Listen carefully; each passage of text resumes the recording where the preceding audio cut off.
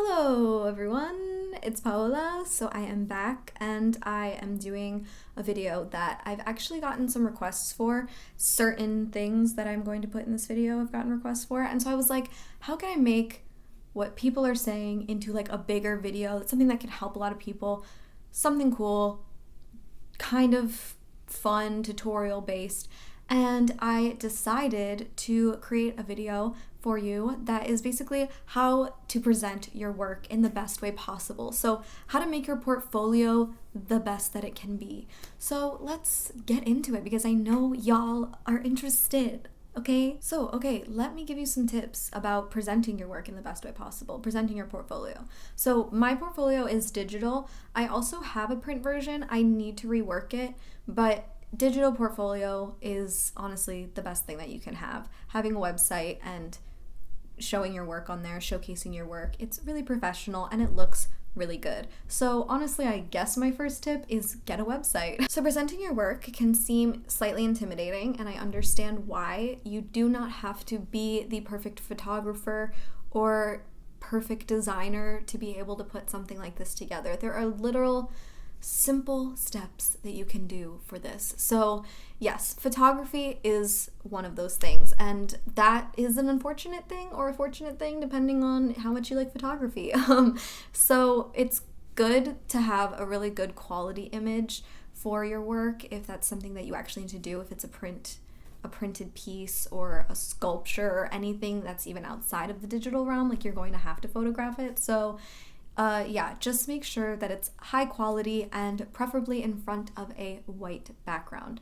A lot of people take that very seriously. I know some people want to be a little bit more creative, and that's up to you if you do want to do something a little more exciting, like maybe on a table, something like that, maybe a prop next to it. But a lot of artists and designers take things pretty seriously with the whole white background thing if you're actually photographing something. And that's just to not create distraction. But by all means, if you have something that you're photographing that's actually in a physical environment, like say you made a sign for something and it's literally hanging up on a building because you created a sign, like congratulations, photograph it and show it in real life and it being used. But yes, good quality is the important thing. Now to get a little bit more in depth, I think an interesting thing that you can have in your portfolio to showcase it in an even more professional capacity is mockups. So utilizing mockups really helps. I think it just creates such a nice element to your portfolio and your presentation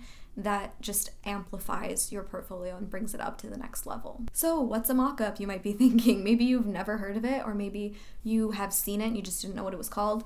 Maybe you know how to do them. Maybe you want to know how to do them. Let's talk about them. Mockups are basically when you put your digital work into an image that makes it look like it is in a physical photo or in a physical realm. So it's actually like digital versions of things. So a great example is how I did my travel guide, and it looks like it is a magazine. So it looks like it is a printed piece, and yes, it is a printed piece. I did print this, but I didn't want to photograph it that way because I didn't think it would look its best and look the best quality that it could. And so I put it into this mock-up presentation to make it seem seamless. So there are lots of different things you can do with mock-ups. You can put a logo onto a bag, for example. You can do a business card mock-up. You can put the pages of a magazine together or a book and make it look real and perfect. So let me show you how I make a mock-up. So I actually use a site called Graphic Burger Mockups, and I'm sure there are other sites. If I find them, I will link them below in the description. All of those resources will be below. But so far, Graphic Burger has actually been very helpful. So there are free images on here that you can go through and just figure out what looks the best for the type of project you're doing.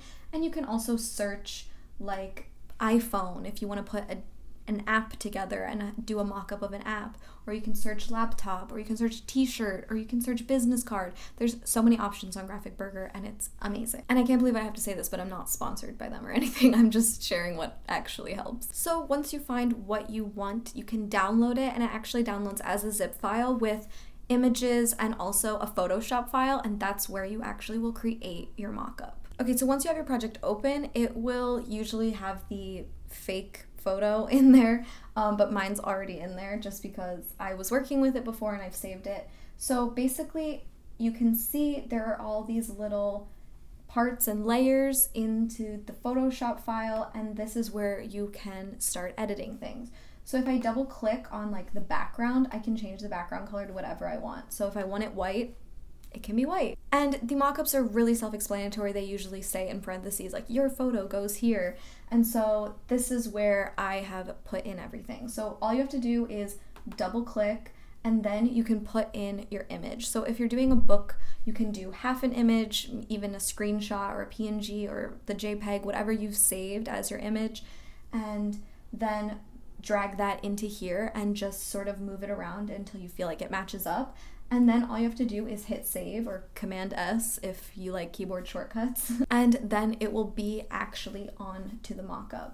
And then once you're done putting all your images and moving them around, or if it's just a one image like a business card, then you really are done from there. You've created your background, you've put the image into the work, and it's there. So yeah, it's really actually simple, like way more simple than you'd think. And I will also link any tutorial I find in the description, but this was sort of like an overview just to tell you like how to do it. I don't want to go into like details of like how to use Photoshop and stuff, because hopefully you know how to use it if you are a graphic designer. But yeah, I will have those links below in your resources. My next tip for showcasing your portfolio is also showing a little bit of your process work. So this can be very beneficial depending on the project. So for me, I know that I don't have a lot in my portfolio if you were to like look through my work on my website, which is in the description. But it actually can be really helpful, especially in like animation or in any sort of work that you feel like the process was just as important as the final product, which I would say it always is in graphic design. But like, say if you were developing a typeface, maybe show some of your original sketches, your concepts, how you went through the process, and show those images too. So take photos along the way when you're creating your work. And if you don't have it and you have a completed work, don't worry about having the process in there. That's fine if you didn't take photos the whole time. But yeah, it's an interesting thing that people can be really intrigued by, especially if you're trying to apply for jobs or anything and they want to see how you work. That's a great way to show them. And my last tip is putting in some movement into your portfolio. So if you were to look at my website, yet again, I mean, I'm just using myself as the example here because that's what I have at my fingertips. So if you were to look at my website, you would see that there are moving images, which some of it is just website effect. It's just, you know, having 4 images and it just circles through them. And that's a website design thing. But then I also have GIFs on some of the projects.